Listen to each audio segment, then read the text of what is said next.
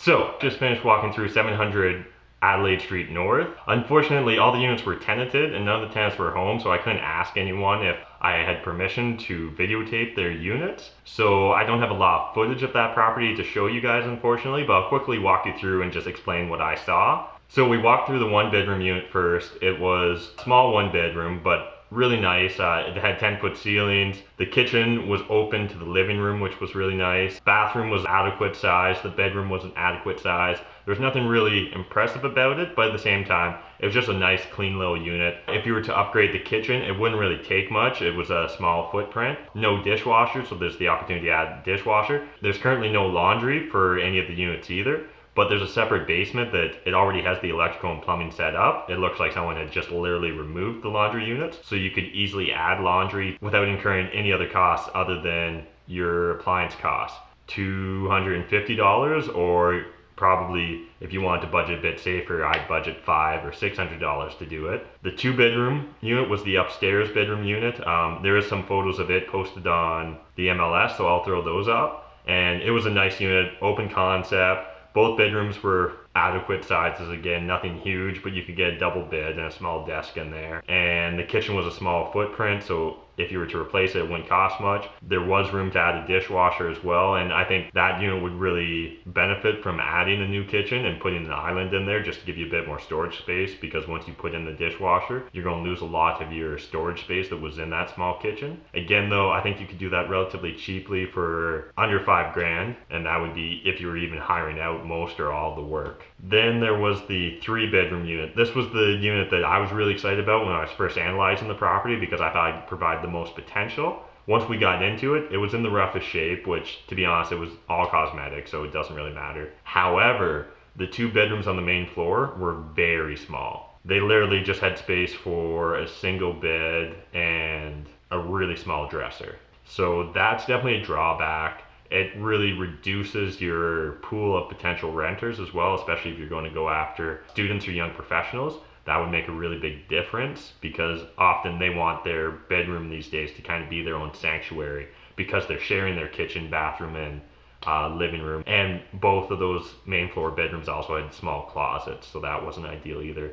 However, there is a second floor to it, and on the second floor was a massive master bedroom.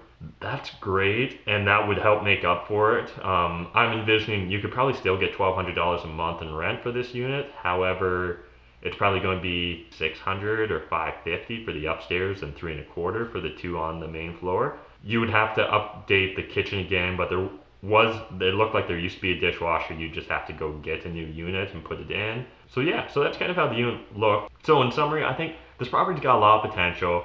As I described, I think in my analysis, it's the sort of property that when I was first getting started out, I would love this one because it doesn't need a lot of work. There's no real high risks, which also means there isn't as much reward there, but I think there's still potential to buy this property ideally for closer to $200,000, put about 20,000 renovations in, and try and get a after repair value or after renovation value of $250, or maybe even a little bit higher. It could ideally only be able to pocket about 20 grand into the property. I'd expect that it could make you about 10 grand a year in income. Half of that be cash flow, so it would take about 4 years to get your cash out of this property. I think it works well as an example one to walk through potential and first-time investors, just because it is less intimidating because it isn't a huge project. So your renovation budget, if you're doing it yourself, you might only be 10 or 15,000. If you're hiring someone, it's probably going to be closer to 20 or maybe just a hair above. But yeah, so that's kind of it. I think Jeff kind of felt the same way about it as me. We also got to meet up with a potential first-time investor, Brett, who just reached out to me on Facebook and reached out to Jeff on Facebook and asked if we're going to be looking at any properties in the near future, and turned out we were, and so he tagged along, and I think he got a lot of information from it. Really nice and friendly guy, and he's got a great story that just really resonates with me. I'm hoping that me and Jeff can help walk him along this process, and maybe we'll help him get into his first rental property. Who knows? Maybe he could be the next Monopoly player. So don't be afraid to reach out to me and my realtor, Jeff Weibel. We're always happy to help if we have the time available. We remember what it was like to be a first-time real estate investor, and just sort of the fear that's also tied in with the confusion and it's a whole ball of emotions. You're going to get 0 results if you don't take action. So just start, take action today, do something. Go look at the MLS.ca, send me an email, reach out to Jeff Weibel, and maybe it turns out real estate isn't right for you, and that's fine too, but at least find that out, and then you can move on to the next thing.